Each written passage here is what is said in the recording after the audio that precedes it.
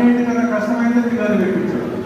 మనం రాసే కథలు పిల్లల కోసం, అంటే మనం పిల్లల లోపల ఉన్నటువంటి మన దగ్గర ఉన్నటువంటి లోపల ఇంకో పిల్లవాడి మనసులో పరకాయ సూచించే గురు సంతసమును ఆపశంకరుని తలమే రమ్య సూతుల రఘురామకృష్ణ.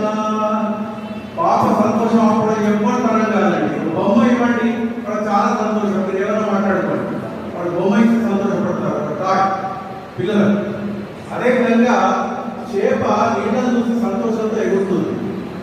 సంతోషాన్ని ఆపడం ఎవరు తరం కాదండి. 10వ తరగతి పాస్ అయిన విద్యార్థిని నేను పాస్ అయిన సార్ ఎగురుకుంటూ పోతే ఆపండి, వాడు ఎన్ని మన ప్రయత్నం చేసేవాడు ఆగదు.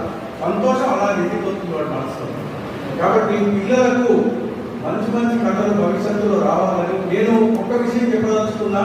ఈరోజు బాల సాహిత్యం